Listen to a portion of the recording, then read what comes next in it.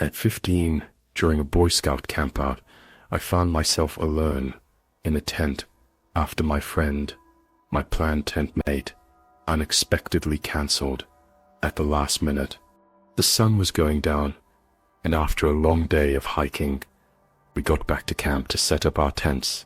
It was already dark at that point, and I was still trying to set it up.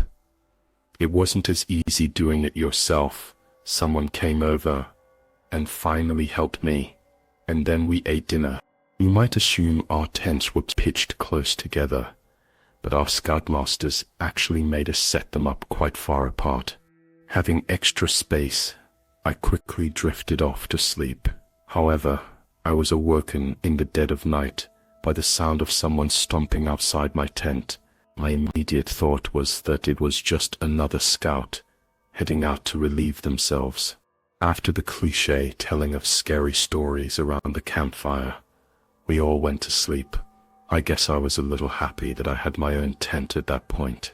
I asked who it was, and in response to that, they stomped off into the woods.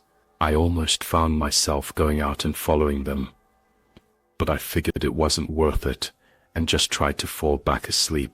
So I was pretty far from my closest scout mates. The stomping around the tent seemed to just be going around in a circle. So at that point, I was sure somebody was messing with me. But after that, it was hard to. Sure enough, the stomping came back and started circling the tent again. I was pissed off now. I got up and unzipped the door to the tent. I was expecting to see another scout, but when I confronted the person making the noise instead, I saw a grown man, probably 6'5" in his mid-30s. My heart was racing, and I couldn't even gather up the courage to scream. The man gave me a creepy smile, and then brought his finger to his lips, signaling for me to be quiet. He and the other scoutmaster ran over to my tent with one of the hunting rifles, but they didn't find the man. They did, however, pick up on the tracks. I did a quick 88 and sprinted to my scoutmaster's tent, screaming like a baby. He ran out before I even reached the tent, and I told him about the man I saw. We actually had a decent hike into the deep end of woods. We did some night fishing, listening to music, and basically drank to the point where everything was funny. I have never gone camping since, and I never will again. Number 3. So me and a couple of my buddies went camping last summer alongside the Willamette River. The man left walking around the tent. We were all told to bring our tents closer together, like literally right onto of each other. The trip was cut short the next day, and we all went home. Later in the night, I would guess we finally called it a night somewhere past 2 a.m. I shared a tent with one of my buds, while the other two shared another tent. We heard them laughing about something. One of them responded, "It isn't us." I sat up startled at the response. I came to realize that it was a sound of only one person laughing, and it didn't sound like either one of my friends, even in my drunk state. At first we laughed at the sound of their laughing, but it soon got annoying, and we yelled for them to shut up. My friend shot up and looked at me with a worried look on his face. I heard my other friend scream over to us that they were getting freaked out as the laughing got even closer. I could make it out very clearly to be the laugh of a male, probably in his 30s or 40s. He sounded like he was as drunk as us messing around with friends, but we only heard his laugh. I realized how odd it was for somebody to be out this far, in the woods, while late at night.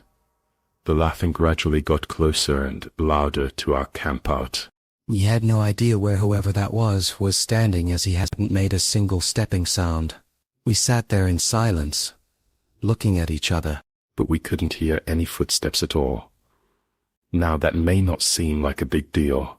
It was impossible to move through that without making noise. And finally, all of a sudden, the laughing stops completely.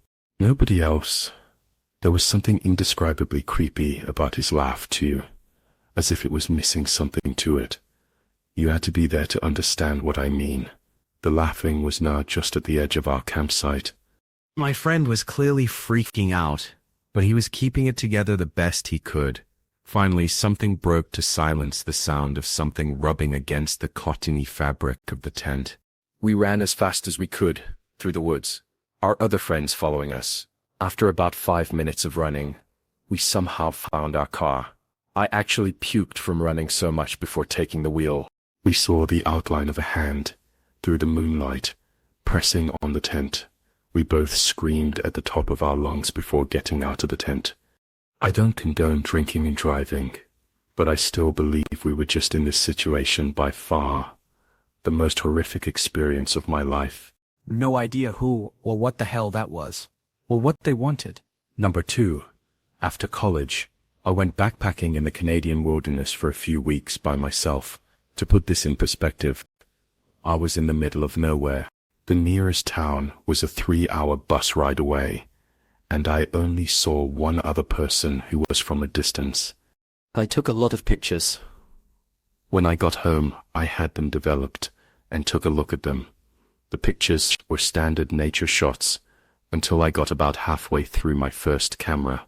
There were 2 pictures of me asleep in my tent, in my sleeping bag. I literally freaked out when I saw it, and I had a complete breakdown. He was in a canoe. During the entire 7 days, I brought a few disposable cameras with me, as this was before digital cameras were too widespread. It was just us 2. When we got out of our car to prep our gear for the mile hike back to the camping spot, 2 sketchy-looking dudes came out of the trailhead ID us and went back onto their old-school Volkswagen camper van. Whoever took those pictures is still watching me somehow. Number 1. My boyfriend and I decided to go out to the gorge for some quality time camping. We had always gone with several other people, but this was the first time. To this day, I have no idea how those pictures got taken. I haven't been camping since, and I sleep with my door open and my curtains shut, and I still get the paranoid feeling. I had a weird feeling, but shrugged it off, and proceeded back to our camping spot. I had previously camped in the same area a handful of times, and I knew it pretty well. I noticed what looked like someone camping further up the hill, so I picked a spot a little further down where we'd most likely be out of sight, not out of earshot though, as I heard him yelling with someone else back over on the trail. Once we got back there, I knew of a handful of different camping spots and proceeded to check them all out for the one that would be ideal for us.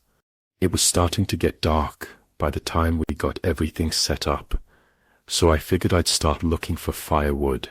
I laughed because we were in the woods, thus surrounded by wood, which I could pick up off the ground for free. He then said that I wouldn't find much because they'd already cleared it out over the past few weeks. Suddenly, this guy appears out of nowhere and asks us if we'd like any help, and offered to sell us a bundle of firewood for $10. He stammered and was like, well, yeah, there's some dudes I know camping over there, but up on the other side of the river. Then he proceeds to tell us that he's been lonely since he arrived. He was from Pennsylvania, took a bus to Lexington, and had been living in the woods back behind where I currently work. I asked him how long he'd been camping up there, and he said almost a month. We already had the creeps about him, and he claimed he was up there by himself. I asked him why I heard him yelling with someone then, and that he had referred to more people when he was talking about the wood. He survived by eating snakes and bugs and selling firewood, despite his claim of not seeing anyone for weeks. His inconsistent stories made it clear he was being dishonest. So basically he was a homeless man who somehow got a ride out to the gorge and decided he would just live there instead. I knew exactly where he was talking about because I saw some homeless people, immigrants and drug addicts coming in and out of those woods every day. I was trying to politely get him on his way back up the hill so I could have a minute to process all of this when he left. I started whispering to my boyfriend that there was no way in hell I could sleep without lying. Sketchy, homeless creep right up the hill. We didn't have a gun, knife, or even a dog to protect ourselves if we needed to. Our campsite. He had a straight shot view by now. It was dark, and he helped us get a fire going. He wasn't alone, even if he claimed to be. He even took us to his camp, where there were tons of stuff for several guys, not just one. He said he liked camping up top, where he could see everything, and everyone then showed up. It was that man. I knew it was. He was standing out there watching us. I said, let's quietly get our shit together and get the hell out of there, which we did.